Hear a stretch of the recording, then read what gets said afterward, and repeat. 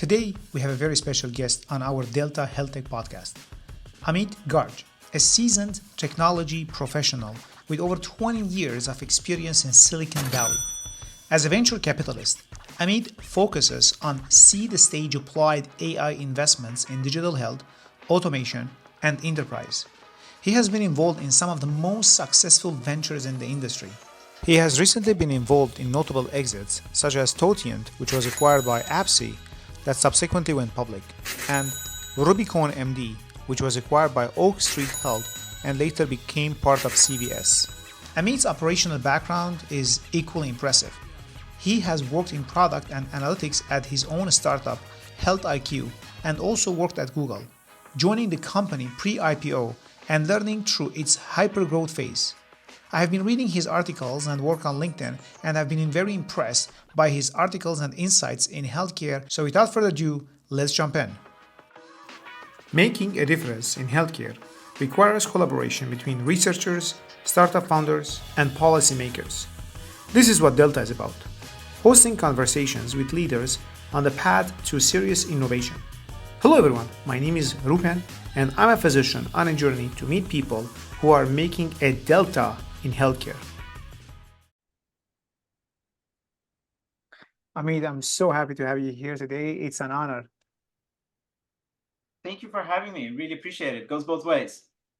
Thank you so much. So I want to start about talking about startups and investments and healthcare. What are the most exciting trends that you witness right now, or opportunities you witness right now in digital health industry?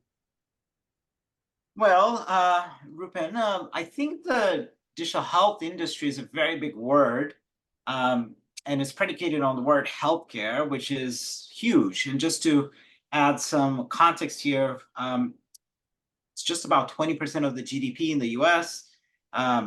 It's even in the average of developed countries, just about 10%. So we're talking a really big chunk of our economies. We're talking about a lot of people.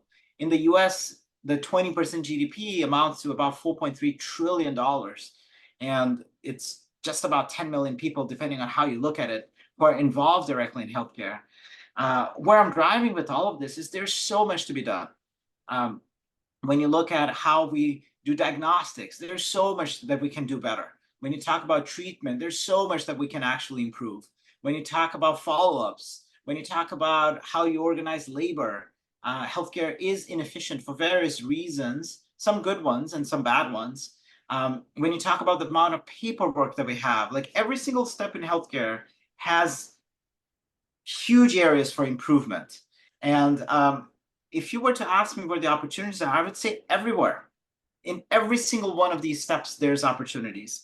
What I get excited about when I look at a company as an investment is how do they get started? Because I don't have a doubt so much that there's a big enough market. If you can get the car running, I'm sure you can get to 60, 70 miles an hour. But how do you actually get started is really tough. So we ask the questions around who are your first customers? How do you get to them? How do you not get stuck in a 9 to 18 month sales cycle? And if you do actually have the sales cycle, then how do you actually show enough meaningful results in between? Are you going to payers, to providers, to pharma, to self-insured employers? If you're going directly to patients, then how are you not spending so much money doing marketing, right? So those are the questions that I ask. And I know this is maybe a little bit of a cop-out in terms of your answer, but the opportunity is almost infinite. To me, it's about how you do it, not what you're doing when it comes into healthcare. And when you assess the startups, like especially in the healthcare space, is it important to you, or does it matter when you see physicians also in the team, or it's okay with you if the team has already accomplished some moves? Well, so maybe I should give a little bit of my background. I'm a digital health investor. I'm investing in software. I'm not investing in medical devices. I'm not investing in therapeutics. And when I talk about software, yes, there's a component in healthcare that has to have a little bit of service. There's a component that may have hardware and regulation. But by and large, if I look at our portfolio of just over 60 companies now, 95% of them didn't have regulatory overview. And the vast majority of them, none of the co-founders is a doctor.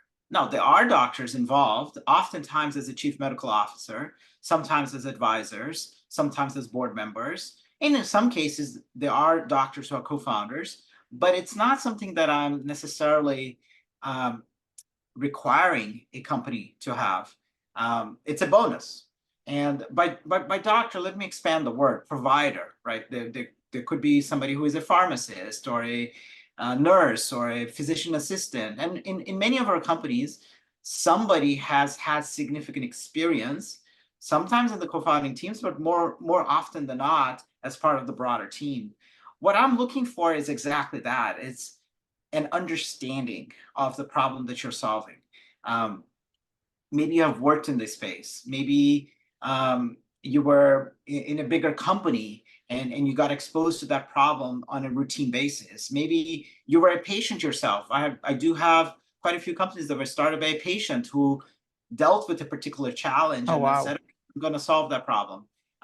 So yes, there's obviously a universe of companies started by doctors, but to me, that's a plus, but it's not at all a requirement of our investments. And is there a reason, like, is it the margins, is it the regulations that you prefer the software more than medical device and therapeutics? Or there's something else? Yeah, for sure. Well, I'm a software guy, Roupen. I started my career at Google pre-IPO days, long time ago now. And before that, I was a computer scientist. I did my undergrad and master's in computer science. And then I also studied biology as a minor. And then my master's is basically the intersection of those two. The course was officially called Biomedical Informatics at Stanford. I like to say today it's basically health AI. And I've built a company. I've been a co-founder. That was a software company. And I've been investing in software now for almost 10 years. So I'm playing to my strengths, but I'm also playing to what I see in the market.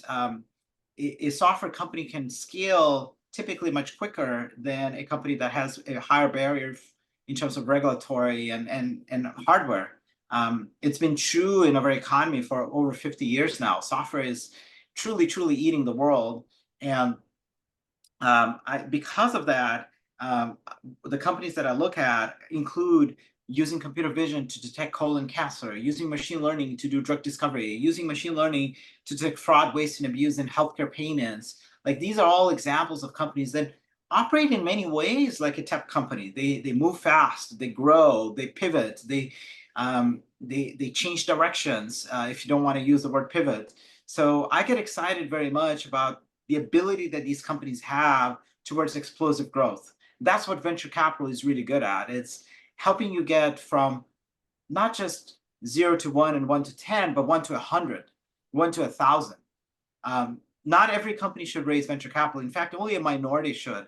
But the minority of those companies that do raise venture capital, where I'm involved and other people like me are involved, they have the possibility of changing the world in a really big way, because they are the ones that can really transform our economies, transform the way we do things.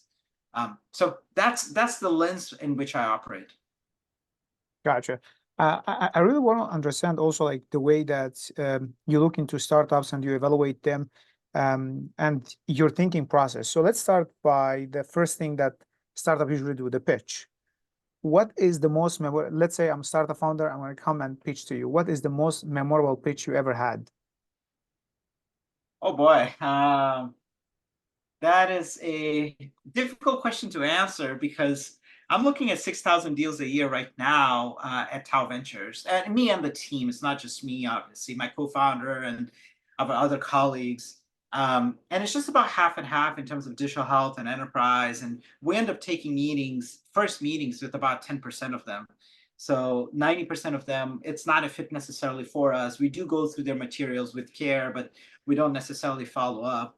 And of the 10% we take a first meeting, we'll end up taking a second meeting with just about half, and a third meeting with just about half of that. And we're basically looking at about 50 companies very seriously every year. And we end up investing in just about 12, so one a month. And I've been Oh, doing wow. this through How Ventures now for about 5 years. And before that, I was investing through another fund and had been at another fund. So I've now been part of 3 different funds. So I do have a big database here in this head of all the companies I've talked to and that I've had the privilege of getting to know. Um, Honestly, it's very hard for me to say what is the most memorable. There are some companies that are very memorable because of their vision, and there are companies that are very memorable because something in the pitch didn't go quite as well as it should have. So I don't want to pick those extreme examples. I think I want to pick, in terms of memorable, being seeing a company that on the day one or when I looked at it wasn't necessarily an obvious winner, and now 10 plus years later has been an enormous success, right? That's Oh, wow. right, like that's like I had the privilege of seeing Uber when it was a small company. So in hindsight, that was a memorable pitch because very few people had believed in it, and now obviously it's become a very successful company. But let me highlight one here from our own portfolio, if I may say so. And obviously I'm being a little biased here because we're big believers in the company. But the very first check we invested in was in officially through Tau Ventures, was in a company called Iterative Health. At the time it Hmm. was called Iterative Scopes, and it happened to be a doctor who is the founder. And he had dropped out of business school and built a company around the idea that you could detect these polyps that are very small and hidden in the folds of your intestine. It's really hard to detect them, but if you take the video feed during a colonoscopy and analyze it in real time, you can help the physician make sense of it um, Yeah. and detect it. And I'm simplifying things a Very little bit cool. here. You could get to 99% detection and save somebody's life, right? If you are able Yeah. to detect cancer early, you can save their lives. So it's a very memorable pitch. It was also memorable to me that very few VCs, actually no VCs in the US were taking the bet at the time. Oh, wow. There was Really? one in Singapore that had taken the bet, and another VC here in the US ended up also taking the bet alongside us. Um, and we took the bet because we saw the hustle. They were able to collect thousands of videos from dozens of hospitals and train their algorithm, and being able to show early results, which is hard to do. Like you Oh, are yeah, I agree. a team of 20 people and you're able to actually collect this data and show meaningful results. And then we really believed in the vision because they were going beyond diagnostics eventually into treatment. And today I'm proud to say that that vision 4 years later has really paid off. They're a company that has raised almost $200 million, and it's one of our biggest successes. It's I can't give the exact number here publicly, but I'll tell you it's way beyond a 10x for us, way beyond. Oh, Uh, wow. so not maybe way beyond, but beyond a 10x, I would say. Beyond 10x. Yeah. And can I ask you, like, why people did not believe in the vision? Like, what was the problem? Like, why? Well, it's really hard for me to answer the question for other people, but I can take some guesses. It's incumbency for some reason. Yeah. You have seen things not work in the space before, and you get Gotcha. jaded. So some investors might have seen, okay, I don't think this can work because I've seen other things that haven't worked. Gotcha. There was another perhaps percentage, or not percentage, but factor in other Yeah. people's Yeah. views that this would require some regulatory approval, and it did. Hmm. But we found out through our diligence and through our own expertise that it was a low level of regulatory barrier. Like they could actually get it done quicker with less money than Oh, you would think. Um, and I'm sure there were other factors at play, such as the founder wasn't really a first-time founder, but he was sort of a first-time founder because he had built mhm. something before, but it had been a very different kind of thing, and it hadn't even been in the US. So that also played a part. But I think the combination of all these factors meant that people were hesitating. And I see this a lot in healthcare where people say, well, I don't want to come in right now, I'll come in later when you have enough proof points. I'll maybe Yeah. even pay up. maybe it will be a more expensive deal, but I want to see it approved by the FDA. I want to see big contracts already in play. I'm going to be a little bit more risk averse. And it happens more in healthcare than in other verticals, I believe. At my 20 plus years of career right now, I've seen this. I am on the opposite end of the spectrum here. I'm a seed investor. I'm an engineer and a scientist by training. I want to find the companies that perhaps are high risk and see if we can minimize the risk. By working closely with them, we can help them minimize those risks and get to the next milestone. And I'm going to toot my own horn here for a second, Roupen, but every company we have invested in over a year ago has been able to raise the next round.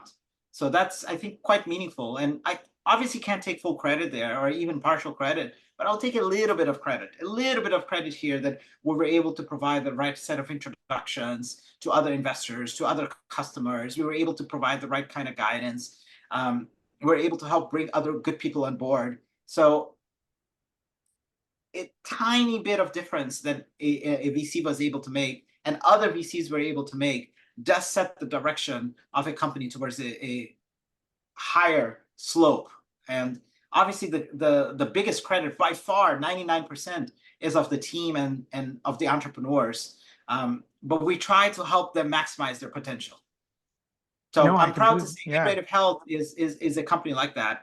The founder is incredible, and little things that we did here and there and other people did helped him fully blossom in terms of his potential. Yeah, no, I think like this is a great vision to work on. I can tell you about my experience. Like I see tons of young patients with colon cancer, breast cancer, lymphomas, leukemias. It's crazy. It's mind blowing, and it's scary because like someone at your age diagnosed with cancer just like in front of you in the bed. It's very scary and it's very frustrating. Right now, the guidelines use the age and some family history risk factors to screen for colon cancer. I'm not sure what the right answer is, but I think we should invest heavily in technologies that help to detect cancer as early as possible, because like I see patients in their 20s and their 30s with cancer, and it is very, very scary. It's mind-blowing. Yeah, it is. Cancer is one of those things that still obviously a very traumatic experience for a patient and for the families and friends and for society overall. It's in many ways tragic, really. But we've done so much, even in the last 2 or 3 years, in terms of detecting and treating cancer. I'm hopeful towards the future that cancer becomes a manageable chronic disease. Not all kinds of cancer, perhaps, with the vast majority of them. That I believe in the next 10 years, we're living through a revolution right now. That cancer is ceasing to be a death sentence.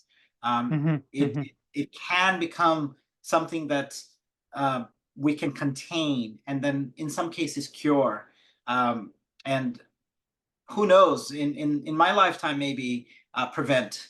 That would be the ultimate goal, that we come to a place where we can prevent cancer fully. That is what I would hope. My work can also help. Your work, Roupen, can hopefully also help. Yeah, I completely agree with you. And hopefully, like right now, there are some cancers that are more chronic. Like, for example, breast cancer is becoming more chronic disease, some types of colon cancer. But I think we still need to do some work on other types of cancer, especially like in the last 10 years, we have new drugs like immunotherapies and bispecific therapies, those emerge. So I'm very hopeful, as you are. And this is really like optimistic look at the future. I want to shift gears a bit now. And we talked about like you invest early in the stage of the company when when it's vision. And so I think what I'm trying to get here is like in healthcare, it's very hard sometimes to properly evaluate the valuation of the company, given that getting a customer, getting a user, getting a feedback sometimes can even take years, and adoption can be hard. So how do you evaluate these companies when they are in the early stage? How do you base, like in general? I know this is a very broad question again, but like in general, what are like your step 1, step 2, step 3 you look at to give a value of this company? So it really depends on stage to your question, Roupen.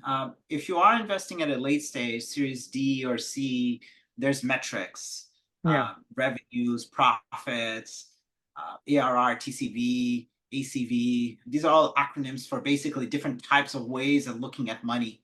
And you can build a model, and you can put reasonable assumptions around those models and come up with a net present value. You can project. That's one way of valuing a company. It's a very financially driven way of valuing a company. That is hard to do at the early stage because you just don't have those metrics. But you could take a comp. So look at a company that's similar to the one you're investing in, that could be further along and that does have those metrics. And you can say, look, I think that this company that I'm looking at is similar to that company. So therefore, I expect that kind of trajectory.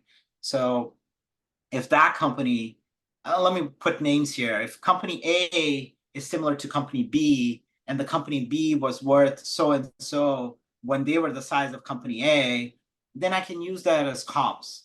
And you can do that across different companies, aggregating not just company A, but B, C, D, E, and F, and come up with a reasonable numbers.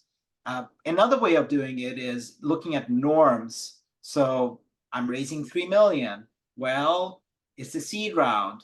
The norm is 20 to 30% dilution, or another way of saying it is 4 to 5x in terms of the amount raised is your valuation. Can be a little higher, a little lower, depending on many things, including who you are, what else you have done, how the market is, and a variety of other factors. But in general, that's a norm.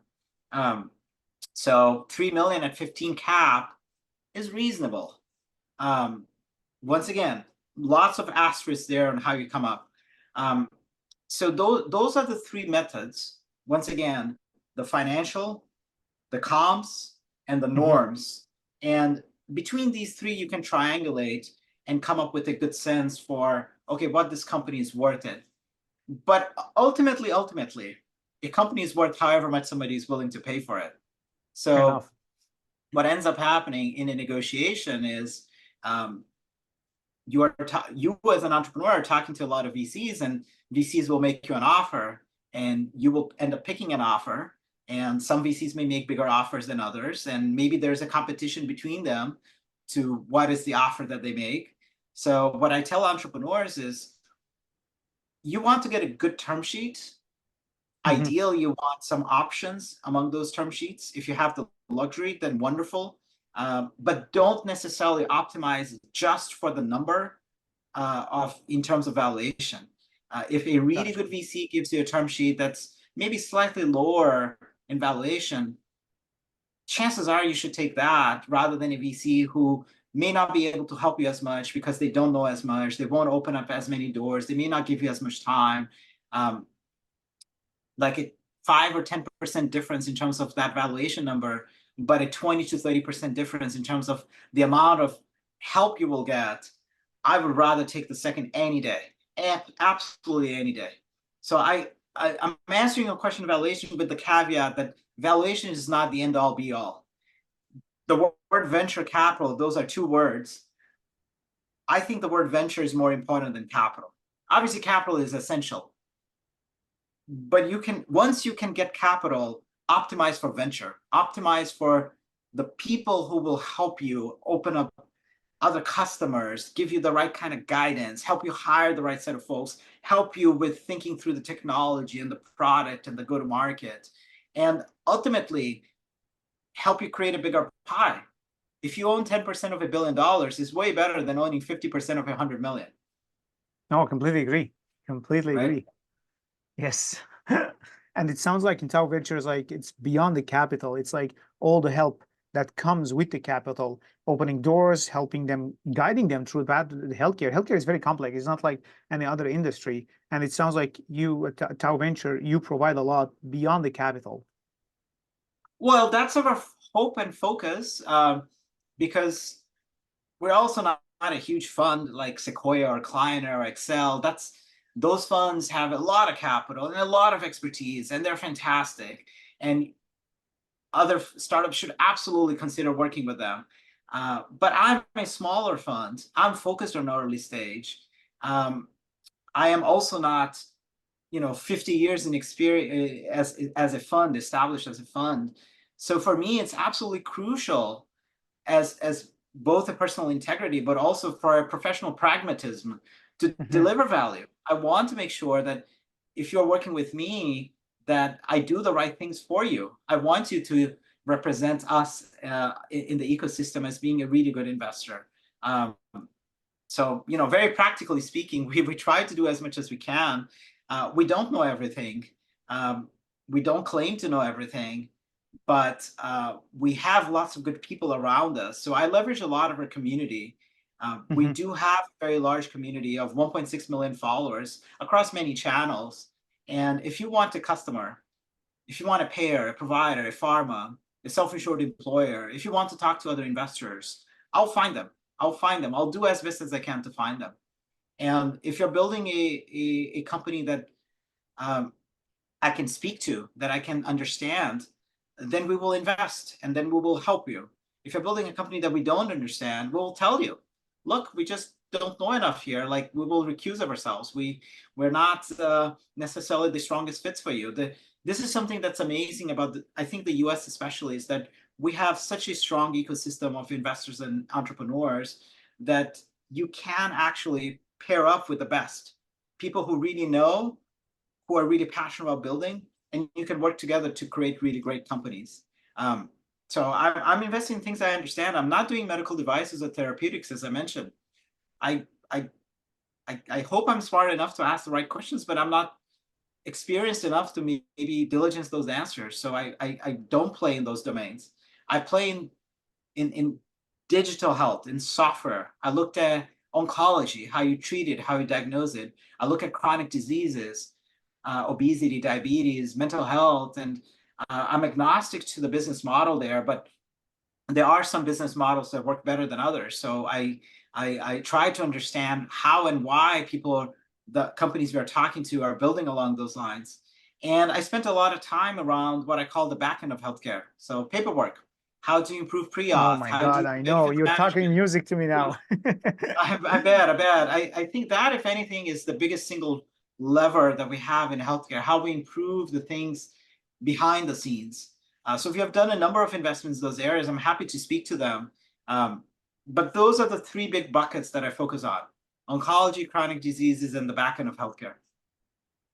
Yeah, I completely agree. I think the administrative burden as a physician kills me. Like, I spend an hour or 2 hours with my patients max, and I spend 8 hours writing down what happened, putting orders in.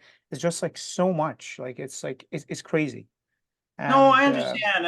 And yeah, look, it's not just you; it's everyone. We're all trapped here in a system that has grown in a Frankensteinian way over time. We should have never designed this like this from scratch. If we were to do something right now, we would do something better, or at least less worse. The patchwork that we have here in the US, there's so many reasons why it is the way it is.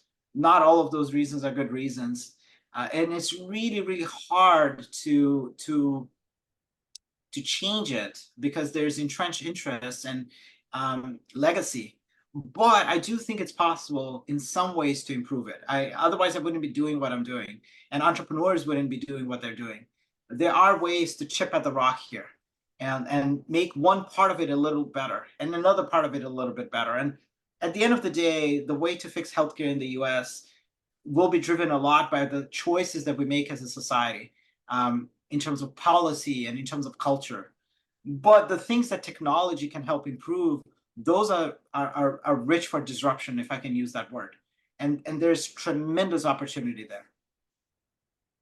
yeah, I completely see that, and I'm very hopeful again to maybe change the healthcare in a better way, and that's what why we're doing this in the first place.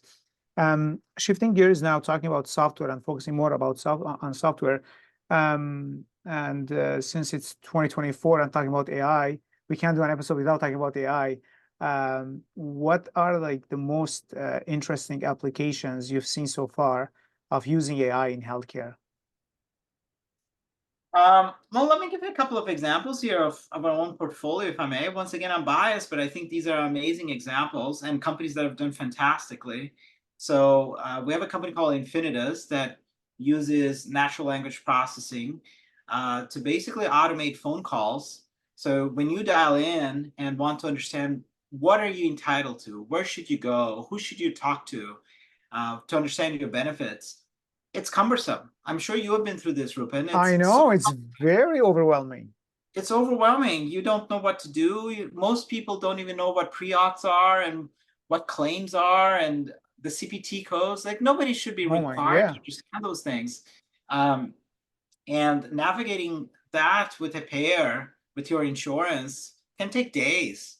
But what if there was a technology that helped automate that conversation and that understood you and understood your background much better and could give you an answer instead of 3 days in like 3 minutes. Oh, And wow. 90% of it could be done with a machine, and you still have a human involved because there are things that the machine can't do yet, practically speaking, and also in terms of just the relationship that you might want to have with another human on the other line. But 90% of it can be done through machines. So that's what Infinitive does. They've done phenomenal at this. Very cool. Another company, yeah, well, sure. There's another company in our portfolio called Delta Health that's Mhm. automating clinical trials and infusing it with AI. So you think about the challenge of finding the right set of folks to go through a clinical trial, following up with them, and then using it to drive towards a particular innovation, whether it's a medical device or whether it's a therapeutic. And these are life-changing things that can take years and millions of dollars. So much of the cost of a pharma company or a med device company or if a provider goes into just managing these cohorts over time longitudinally and then eventually getting to an end result. If you infuse AI, you can help manage the data that's coming through. You can identify the right sets of folks. You can follow up with them at the right time. And that's what Diana does. And I think it accelerates that process significantly. I can't say by 10x yet, but I would say by enough here that it can really meaningfully make a difference in how we do clinical trials. We have another company we invested in recently called Siftwell, and they're looking at payers and helping payers understand how to look at the populations they're serving. Because if I'm an insurance and payer, if I don't understand who I'm helping, when they should get treated, what kind of follow-ups they need, I'm operating in the dark. I'm kind of like touching blindly here. And with more data-driven approach, with AI helping drive more insights, I can help follow up with the patient better. And that's good for all of us, right? Like all of us should want, at the end of the day, preventive inbound healthcare. What I mean by that is help you take care of an issue before it becomes an issue, a bigger issue, and that it's inbound rather than you having to discover it and think about it and follow up. Like I believe in patient responsibility, absolutely, but patient responsibility also entails patient information, knowledge, expertise, which none of us has the everything at our disposal to be able to take every kind of right decision. None of us. Even a physician doesn't know everything about everything. I agree, yeah. You want an inbound. You want the healthcare system reaching out to you. I dream of a day when a doctor will call me and say, Amit, I was looking at your tests. I see this. Let's do something about it before it becomes a bigger issue. Why don't you come into my office today afternoon? We'll talk about it. We'll spend as much time as you need, and we'll take care of it. And by the way, because we're taking care of this early, we won't need to put you on a drug or anything. We'll just do some modifications, help you understand modifications you can do in your life so that you don't end up with a stroke. Like that's what I want. That is what I love medicine it. should I love it. I completely be. agree. That's how it should be. That's how it should be. That is the true north of healthcare. Preventive inbound healthcare. Truly value-based care. And it is Yes. possible. Roupen, this is not a pipe dream. It is possible. I've seen it being done in certain segments in certain countries. I can speak to a personal example. I grew up in Brazil, and Brazil is a poorer country than the US. Not everybody gets access to healthcare there. Many people don't. But I've seen it work for people who do have access to healthcare there. My own dad, like the doctor called him and said, hey, I'm noticing this and that, and I'm checking in on you and let's talk more. And why don't you come in later? Like the example I just gave to you Oh, does wow. happen. It is possible without necessarily spending thousands and millions of dollars. It's a matter of, at the very least, debureaucratizing healthcare. We have way too much bureaucracy in this country. We have so many layers. So much. Unbelievable. So much. It's Yeah. unbelievable. It's unbelievable. And it is, the only logical explanation I have for that is it creates jobs. But we're creating jobs in the I wrong agree. place. But it's creating jobs in the wrong place. We should make it more efficient and create jobs in the care of patients, in innovating better products and better services in other areas of healthcare. We need to be shifting resources from one place to another. I love these ideas and thoughts, and I completely can relate because, like, as a physician, sometimes I see myself explaining, especially like if I have those patients who are newly diagnosed with cancer, and then I sit down and I explain to them about their cancer and the treatment, and then the follow-up appointment, and then you're going to go and see radiation oncologist, and then you're going to go and see surgical oncologist, and then I stop for a second, like I can't keep up with what I'm saying, and I work in the freaking system. I can't keep up. Like it's too much. It's overwhelming. Having It a is. system that can guide patients or physicians through the system, like it's a must. It's overwhelming right now, even to do simple things. I Yeah, can't get primary care when I need it. And there are wonderful people working in primary care, wonderful folks who I get to work with, but they're just so busy. I can't get an appointment on time. And in order to find out how to get one and to follow up and then get the tests and then realize that the claims didn't go correctly and then follow up on the bill. I mean, I've had to do my own pre-op. I kid you not. I oh had to, wow.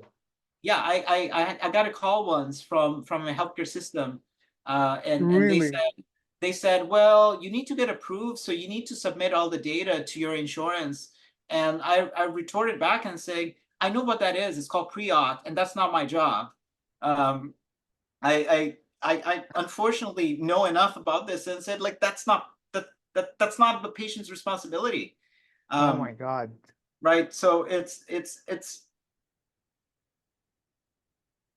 unfortunately because it's become overwhelming for everyone. Every single person, we're all stuck in this wheel, and this wheel keeps churning and crushing really good folks, physicians very much included. Like I see so many physicians who say, I sign up in healthcare to do the right thing, but for people, I can't do it.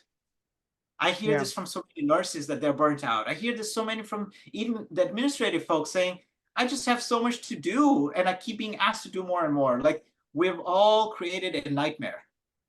I know. I agree. I completely agree. Um, it's crazy. It's just like mind blowing. I never heard of a patient that they do their pre-auth. Yeah, basically, that's what I'm being asked to.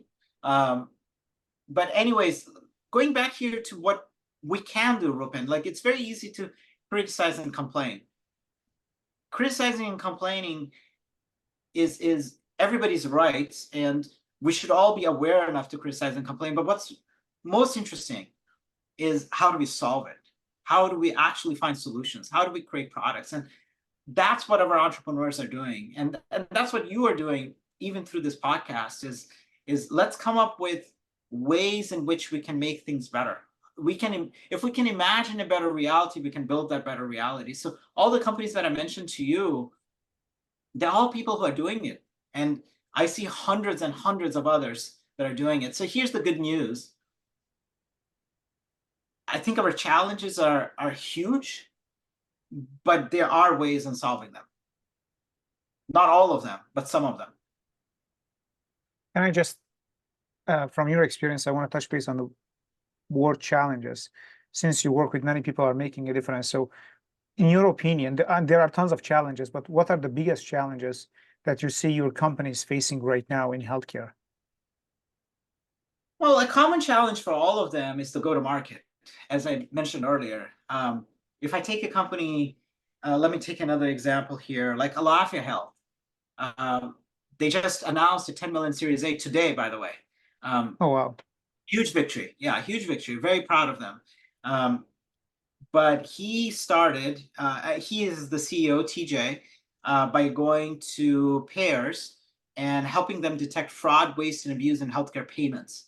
So if you can find out who is doing things, cheating the system, then it's better for all of us, because 99% of us are not cheating the system, and we deserve the right kind of care. But those who are cheating the system, we should punish them, and we should find out about them, and we should make sure that things are done correctly.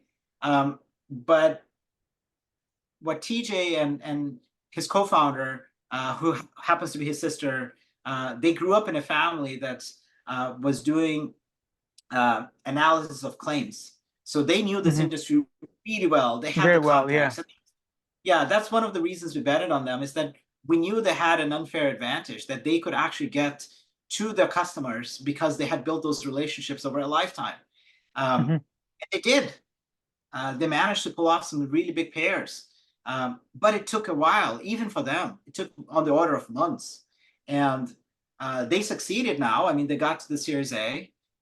They proved enough in terms of revenues, and they eventually also took Gen AI, generative AI, to solve this problem of being able to detect the fraud and the waste and the abuse.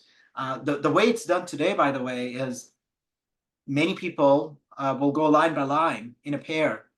And these are people who are literally being paid unfair amounts for the amount of work that they're doing, very low wages, and literally going manually one by one.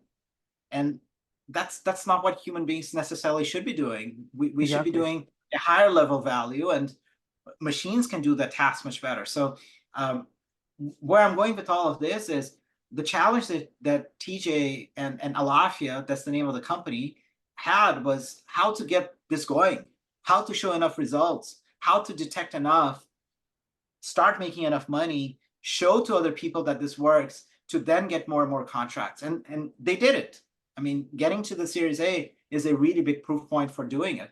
But that's a common challenge for all of our portfolio companies. For, I dare say, every company in healthcare, with some exceptions, it's how do you actually show enough initial traction? I have a belief that once you show enough initial traction, network effects take over, referrals take over, and inertia takes over. Once you get a contract, it's hard to displace you. A healthcare system says, let's increase that contract and let's show you to the other divisions here and help you grow your TCV and your ACV. TCV is your total contract value. ACV is your annual contract value. Gotcha. But the sales cycle can be high, 9 to 18 months. Yeah, I completely agree. And it takes tons of time. I want to switch gears a bit and understand a bit more about you and your experience. So you lived like in different parts of the world, and you experienced different healthcare systems, and you alluded to that earlier in the conversation. And you're also an athlete. My dream is to do full Ironman. I would say athlete. I would say athlete. Doing an Ironman by itself, it's a dream of mine. I did a marathon. One. It's still that's an achievement, man. You're too kind. No. Before you put me on a pedestal, I did one. It was the half Ironman, 70.3, I guess. It was a particularly hard course, but I can't claim to be an athlete, like a professional athlete. I'm just taking care of my health. Just taking care of my health. Care of your health. How do you feel this experience and taking care of your health like shape how you approach you investing in different companies, your experience living in different parts of the world, you taking care of yourself and choosing the companies that you're going to invest in? Well, thank you. That's very kind of you. I'll add one fourth variable to this, which is I'm co-founded and been co-running a nonprofit now for just about 24 years through different forms and shapes. And the nonprofit work helps me inform also how I do my for-profit work. The biggest achievement we have in our nonprofit is we crowdfunded and built a hospital in rural India. It's a long story. I'm happy to share if you're curious. But I bring all the threads together, Roupen, and I think other investors also do this, is you bring the experiences from your life, from where you grew up and the experience you went through, and from, in my case, the nonprofit work that I do, and from taking care of myself. Like, I do believe in healthy mind, healthy body, and I have a story there too. I didn't used to be this way. I lost 35 pounds in 3 months, and that was about 10 years ago. And I went Oh, all the wow. way to doing the marathons and the Ironman that we just spoke about. So fixing my own health to some degree, and doing the nonprofit work, and living in Brazil, where I was born and raised. And I've also lived in India, and I'm deeply tied to that country also. So I do have the experience of the US and those two countries. And I've been privileged enough to visit many other countries. So I bring it all when I look at a deal. I have other mental models that I can look at, and other people that I can go talk to, and other data points that I can look at. And I think that helps you make more informed decisions. When I look at a healthcare company, I go, okay, I've seen this model work in Brazil, or I can see some folks that you could actually hire and build a team in Europe, or in Southeast Asia. We actually use a lot of our portfolio companies, I should say, use certain places in Southeast Asia as their go-to-market. We're very big on Singapore, by the way. We raised a quarter of our fund from Singapore. So we have seen some of the unique advantages that Singapore offers in terms of startups and VCs. And when I talk about my nonprofit, I think about the mission-driven ways in which we actually built a hospital in rural India. And when I look at a startup, I look at the underlying ethos of how they're doing it. Because I think that a good entrepreneur is one who is, at the end of the day, driven by something more than money. Look, we all want to make money here. I'm as capitalistic as it comes. I did go Same here. Same here. Yeah, I did go to this mecca of capitalism in Boston, and business school, and I do believe that capital is, and creating jobs, creating value that way is the single most powerful lever in the world to start making a sustainable difference. But I also believe that it shouldn't be just about the capital. How you make it is important. How you create your businesses, how you run your businesses, how you treat your employees, how you treat your stakeholders. If there's an underlying value system behind the companies you're creating, then you will build better companies. So you get to valuation by creating value. And that type of thinking comes, from my life, but also especially from my nonprofit. So the lessons I learned there, I apply to my for-profit world also. We want to make money, but we want to make money in the right way. We want to operate in that intersection. I love it. And it creates better companies, by the way, in my view. The way if you build a company with an underlying vision, morality, you will create bigger and better companies. You will make more money. I love it. I can't agree more. I can't agree more. And this is what healthcare is about. It's business, but with a mission. Yeah, there are ways in building businesses, absolutely, where you don't create as much value for everyone. It's plutocracy at its finest, perhaps. Plutocracy means you hoard the value. You make money. Not everybody takes part of that money. And in fact, some people are big time losers. But I think there's a better model for doing this. And the better model is how we do the investments we do. And it's the companies we work with. It's the entrepreneurs we work with. Amazing. They're more sustainable companies at the end of the day. They will outlive eventually the ones that operated in the first way. I agree. I completely agree. Thank you so much for your time. I really appreciate it. That brings us at the end of our time, and I don't want to take more of your time too. Thank you so much. This was very, very valuable. I learned a lot, and I'm sure everyone who's listening to this they are going to learn a lot too. Thank you so much. Well, Roupen, thank you. Thank you for very kind questions, for inviting me to be part of this, and thank you everybody for listening in. If you wish to interact with Tao, that's a question I always get. I read every message that reaches me. Everybody at Tao we do read everything that gets to us. We can't follow up with everyone just because of the sheer amount of messages. But if there is a potential fit, we do. And if you are a founder specifically, sharing a deck with us is the way to get started. And if you can get a warm intro into us, that's always a good thing. If you do send us a cold message, we will take a look at it too. And if you are interested in Tao in other ways, being a mentor, an advisor, and an investor, we're always happy to have those conversations also. Our numbers are all published online, by the way, in case anybody wants to follow up. It's on our website, taoventures.com. And feel free to follow us on LinkedIn or Twitter also. Thank you so much. And we will leave the links in the comments below too. Thank you so much, Amit.